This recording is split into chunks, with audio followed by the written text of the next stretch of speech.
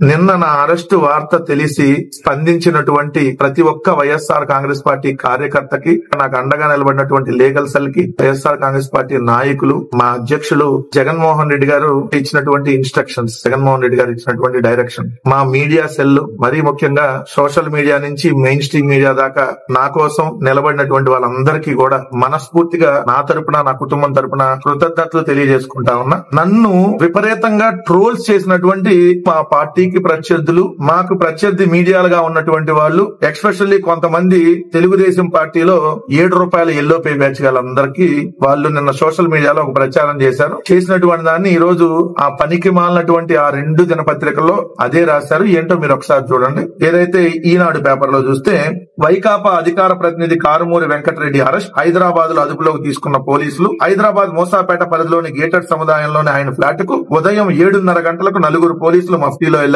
ఈ సమయంలో పోలీసులతో వెంకటరెడ్డి వాగ్వాదానికి దిగారు. పోలీసులను తోసేసి విధులకు ఆటంకం కలిగించారు. ఏం కొట్టారని రాయాల, మీ దుంపల దగ్గర మీరు పత్రికలు నడుపుతున్నారా, ఇంకేమన్నా నడుపుతున్నారా? విధులకు ఆటంకం కలిగించాను. నేను అతి కష్టం మీద అరెస్ట్ చేసి అనంతపురం తీసుకొచ్చి గుంతకల్ డిఎస్పీ కార్యాలయంలో విచారించారు. నేను 500 కేజీలు ఉన్నాను నన్ను ఎత్తుకెళ్ళడానికి. అతి కష్టం మీద మీరే చెప్పారు 4 వచ్చారని. 5 కానిస్టేబుల్, ఒక సిఐ వచ్చారు. నన్ను ఒక్కడనే తీసుకెళ్ళడానికి అతి కష్టం మీద తీసుకెళ్లారంట. నేను వాళ్ళందరం తోసేశానంట. నేనేం బాడీ బిల్డర్ గాను, సినిమాల్లో హీరోని కాదు కదా నేను తోసేయడానికి. 2 ఆంధ్రజ్యోతి, ఇది ఇంకా సునకానందం వంతు. తాడిపత్రి రూరల్ సీఏ శివగంగాధర్ రెడ్డి సిబ్బంది హైదరాబాద్ లోని అరెస్ట్ చేసిన సందర్భంగా వెంకటరెడ్డి గట్టిగా ప్రతిఘటించారని, బాత్రూమ్ లోకి వెళ్లి హార్పిక్ డబ్బా తెచ్చుకుని అది తాగి చనిపోతానంటూ బెదిరించారని తెలిసింది. నేనేమన్నా చంద్రబాబు, లోకేష్ అరెస్ట్ చేస్తే భయపడిపోయి బెంబేలెత్తి పారిపోవడానికి? జగన్మోహన్ రెడ్డి గారి పార్టీలో నికార్సైన కార్యకర్తనే. అరే మా నాయకుడు గాని మేము గాని ఏ రోజు జైలుకి వెళ్లేదానికి సంబంధించి భయపడినటువంటి లేదు. 16 ఏళ్లు మా నాయకుడిని జైల్లో పెట్టారు. మా నాయకుల మీద అనేక మంది మీద కేసులు ఉన్నాయి. నా మీద రిజల్ట్ వచ్చిన 4వ తారీఖు అయితే 7వ తారీఖు ఎఫ్ఐఆర్ కట్టారు. 9వ తారీఖు పోలీసులు వచ్చారు. మొన్న కూడా కర్నూలులో ఒక దానికి సంబంధించి విచారణకి వెళ్ళి వచ్చారు. నిన్న కూడా వాళ్ళకి నోటీసులు ఇవ్వండి, ఈ రోజు వస్తాను విచారణకు అని చెప్పారు. లేదు ఇప్పుడే తీసుకెళ్తారు మమ్మల్ని అన్నారు. సరే